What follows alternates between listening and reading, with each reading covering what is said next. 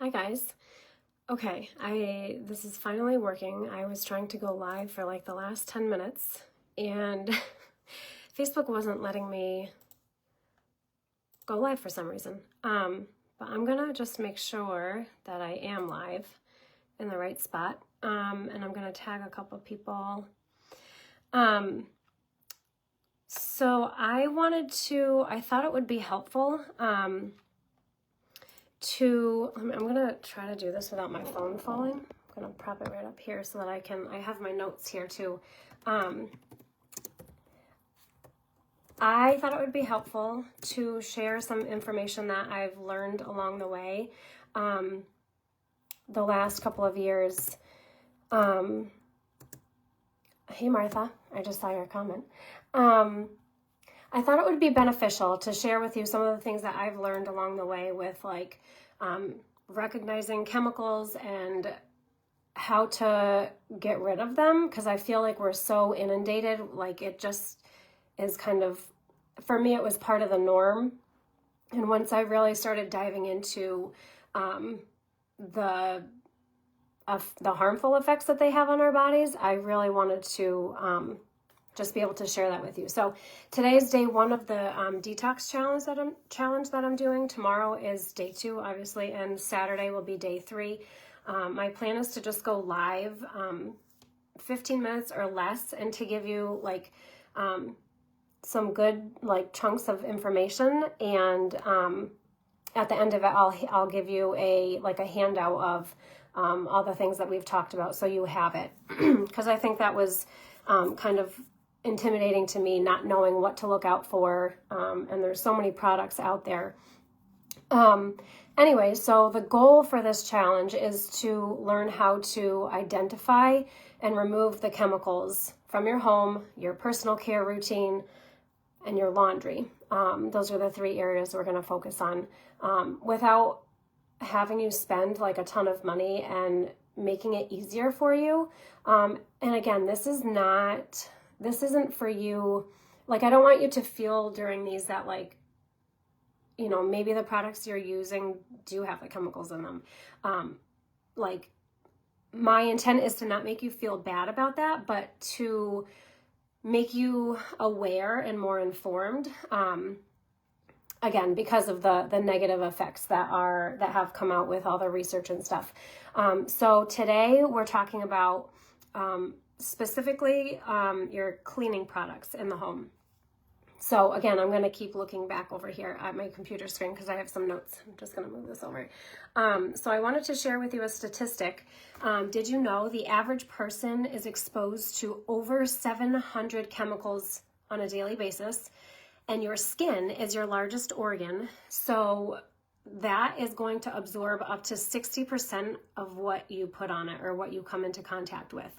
And if you have questions along the way, please, it says that I will see comments. If I don't see them during the live, I'll go back and answer questions or reply to your comments. But please feel free to ask questions along the way. I want this to be valuable for you, so don't be shy, and say hi when you pop on. So yeah, your skin is your largest organ. Whatever you are using to clean potentially is getting into contact with your skin and then eventually into your bloodstream. And a lot of like I said, most of these these traditional cleaning products have these chemicals in them.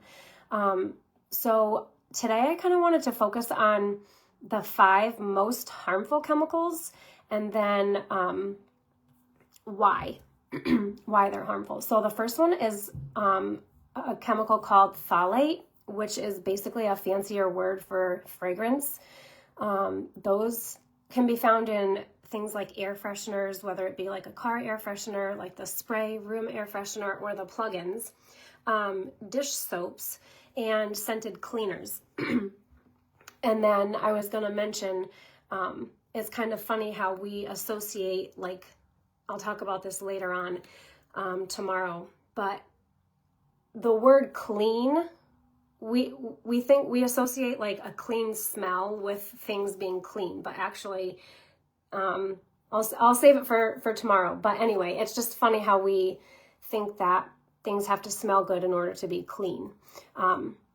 So the phthalates or fragrances are in air fresheners, things like soaps, scented cleaners. It's harmful because it is linked to respiratory issues like allergies and asthma, and it can be an endocrine disruptor that affects your hormones.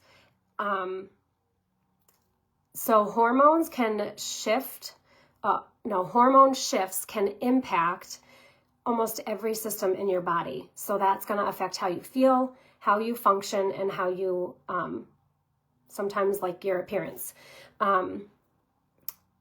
Whether it might make you look more tired, for instance. And again, these are going to be, I was going to mention a couple other issues like reproductive issues that can be affected, your metabolism, your mood and your brain function, skin and hair, energy levels, fatigue, immune system and inflammation, digestive health, cardiovascular health. That's not to say that like if you use a product with fragrance in it, you're going to get all of that. But I think over time, when the chemicals are compounded in your body, it's harder for your body to function properly. Again, we'll get to that in the next 2 nights. But those were just some of the basics that research has pointed to with the negative impacts of using synthetic fragrances. So that was number 1. Number 2 is triclosan, which is found in antibacterial cleaners, so like hand soaps. And that is harmful because it contributes to what's called the antibiotic resistance. And that is, it makes infections harder to treat, basically. It can also disrupt thyroid function, and it can be harmful to your gut health. The third chemical is ammonia, which can be found in glass cleaners, bathroom cleaners, oven cleaners, window cleaners. And that's harmful because it is super irritating to your respiratory system. It can cause chronic lung damage, and if you're somebody who suffers from asthma, it can worsen that. I grew up with, asthma and all of that with an inhaler every day, and I'll tell you, when I started eliminating the products that had the ammonia in it, I noticed a huge difference. So number 4 is chlorine or bleach. That can be found in toilet bowl cleaners, mildew removers, laundry whiteners, disinfectants, things with whitening agents. And that's harmful, again, because it can cause respiratory irritation. It can disrupt thyroid function and form toxic byproducts when it's mixed with other chemicals. And then the 5th one is quaternary ammonium compounds, or quats for short. That can be found in disinfecting sprays. This right here, which I don't use this. I intentionally purchased this to do for like demos and to show people what these things actually say on them. So that can be found disinfecting sprays, fabric softeners, antibacterial wipes. And again, that's harmful because it can trigger asthma. It's linked to reproductive toxicity and contributes to antibiotic resistant bacteria. Again, back to the whole thing where the bacteria evolve and become resistant to the antibiotics that were actually designed to kill them. I always like to say, when you're using these kinds of products, like, just be aware, like this here, the active ingredients is so tiny on the front, like I wouldn't really think to look there. I never thought to look at the ingredients in my cleaners until I started doing more research and became more aware. So I would encourage you to check what's under your sink. I don't know where you keep your cleaning supplies, in your closet, wherever. Pick one cleaner that you use on a daily basis and just read it. Read the container or the bottle. Check the ingredients. Sometimes the ingredients aren't even listed. You might have to pull up the website and do a little bit of digging, which is really annoying because for me, it's like, well, why aren't you putting the ingredients on here? That should be, it's almost like, are you intentionally trying to hide something? At least those are the thoughts that go on in my mind. And then read the back of these. My light is bugging out. So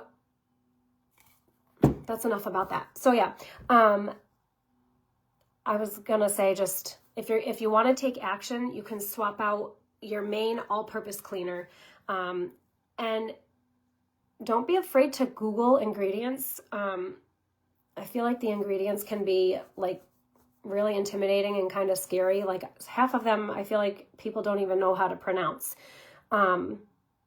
So Google them, know what they are, yeah. I feel like that it took me a while to Google them and to get familiar with them.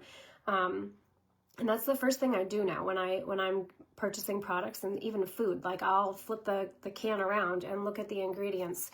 And if it has something that I recognize that I know is not good, I'll put it back and look for something else. But check your all-purpose cleaner, or a specific cleaner that you use the most. Check the ingredients, and then maybe swap it out. If it has something in it that you're like, ooh, I don't like that, with the 5 chemicals that we talked about tonight, Google it or ask me. I can definitely give some suggestions for that. But yeah, I would love to know if you have questions. I hope that was helpful. Tomorrow we'll kind of delve more into like personal care products. And then I'm going to have a handful of like easy swaps or simple solutions that you can make to help make a better decision. I feel like it's very intimidating when you think about, chemicals overall and like cleaning products, personal products. But if you can just pick one, I feel like baby steps. If you can just pick one thing, and decide to opt for a better, healthier option. And I feel like that will make a big difference. So I think that is it for tonight.